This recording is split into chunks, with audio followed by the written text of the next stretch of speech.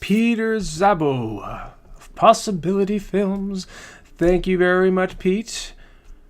Let's launch right into it. Rogues Gallery or Heroes? God, I'm rough on my comic book Saturday morning cartoon lore. Are these all yours? Yeah. Are they? Do they?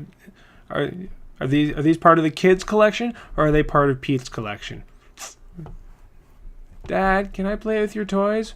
No. So let's see, what were you shooting here? Again. Woo, man! You guys shoot with the slow shutter speeds. That's great. It's ballsy. And 53 ISO 100. Okay. Again, they're not moving here. So again, if your camera is stable, then okay. I actually would have closed this right up. I would have closed this aperture. So I would have kept, if your camera's stable enough, kept it at 1/10. I'm not quite sure where the focus is. See, that's also the other thing going on here. I'll finish my first thought. I would have closed it right down. So something that would have given me more focus over all of these, and then maybe black and whited it, but maybe not. But I would have tried to get more of this in focus here, and bumped my ISO up accordingly. So I would have brought it up to maybe about 1,000, and brought the f-stop down to maybe about 13, to again see how that changes things. But just to make sure to get more of the shot in focus here, because there's so much going on here. Moving on to my second thought, there's so much here. Where is the focus? I'm like, my eyes playing a Where's Waldo game of where is the focus. I'm not sure if there's one thing in focus here, so that's what I would have done to ensure that my eyes aren't searching through. There's a lot of foreground stuff, a lot of background stuff, so my eye is now searching. But that's just what I would have done. But I dig your collection very much. Ooh la la. What do we have here? This is Miss Marilyn Monroe, I see. So, what do we got here? What is this? Is this a picture of a picture? Is this? I'm gonna guess that it's a picture of a poster or another picture that you have framed or in a book or something like that. And I know I've heard amongst photographers that is a particularly ballsy thing to do. Doesn't matter if it's for your own personal collection, that's perfectly fine. But that raises the question that some other photographers have debated for a very, very long time. If you take a picture of, say for instance, someone has put some awesome graffiti on a building wall outside.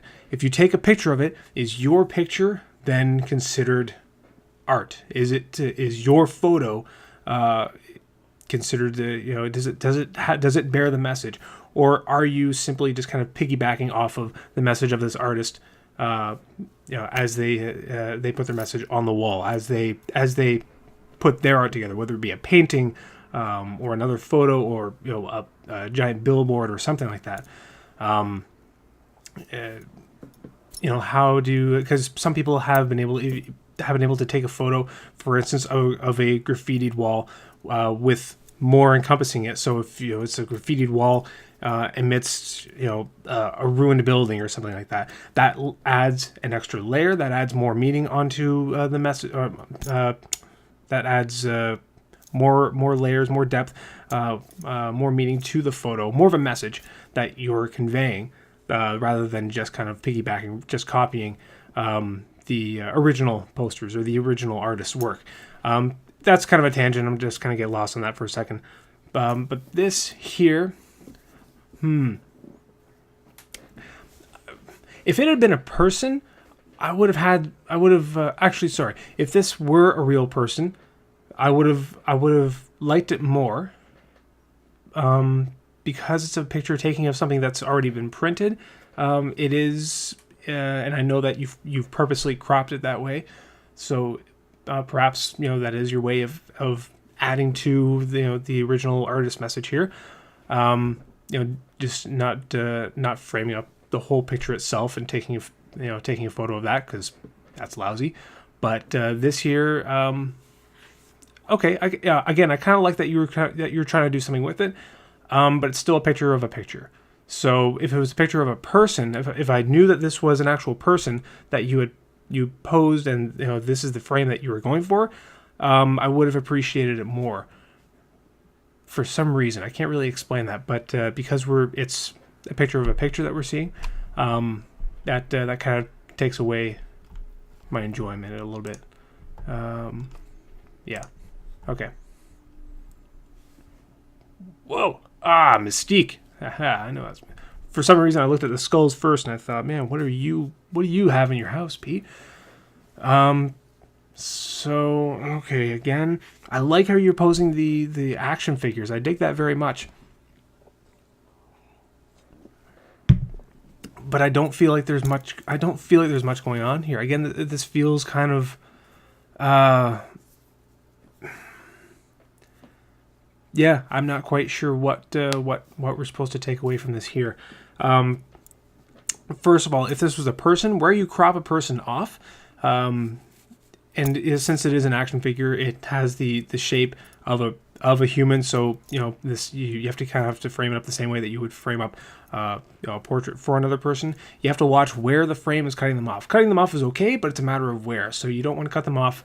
What I've heard, but also in my opinion, at joints, because it looks very awkward if the bottom of the frame cuts off the person at the elbow or right at the wrist, or right at the neck. You want to get somewhere in between those connecting parts of the body.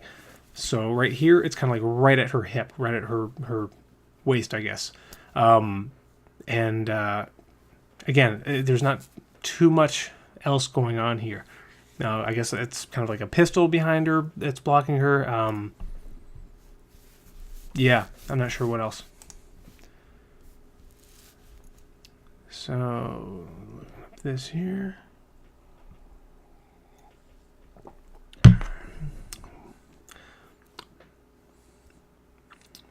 Floor tile.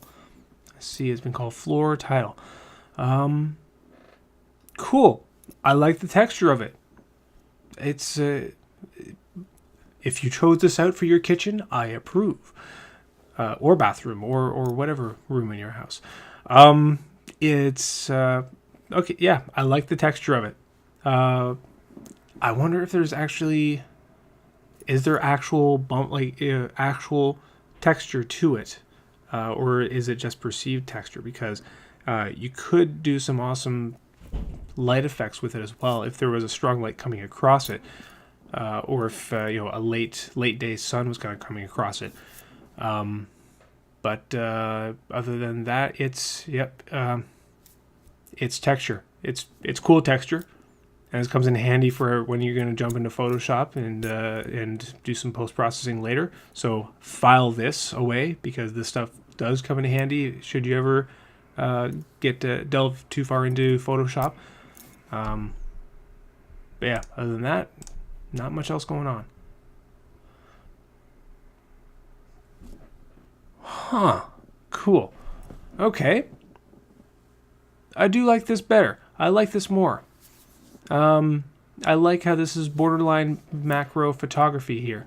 I like how you're getting nice and close here. What are you shooting with here? 50 mil, 2.2. What lens do you have as a 2.2? That's delicious. Okay, yeah. I like how the focus here is right on the end, the breaking point, the point where it's been broken off. And so the rest of it, I love how you've dropped the rest. It's at 2.2, and so you've taken advantage of that depth of field, and the rest of the spiral is the rest of the plant here is falling right out of focus. I like that. I like that you've got some foreground element in here too. So there are layers going on here. Foreground, in focus, background. Yeah, I dig it. Cool. And that's it. Well, what else can I say here? Let's go more. I want to see what lens were you shooting at. What lens were you shooting with? It doesn't say. Huh. Okay. Fine. Sometimes it says, sometimes it doesn't. Oh, wait. Did it? Oh, 50mm 1.4. Good on you. Good lens, dude. Wow.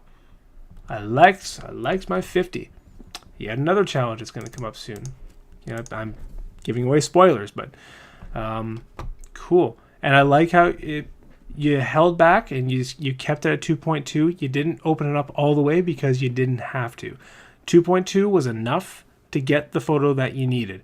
If you went to 1.4, you would have had much more light, much more shallow depth of field, but you didn't need it. So you, in my opinion, you picked the right aperture. That was enough, so that you isolated that point on the plant there, and we could at least make sense of what the rest of it is. But because of the depth of field being what it is, it's isolated. So you picked the right aperture, in my opinion. I like that. Cool. Cool. Thank you very much, Pete. I appreciate that you sent your submissions in. Looking forward to, again, seeing what you come up with for week 3 if you participate. Again, I dig your style, and thanks for playing.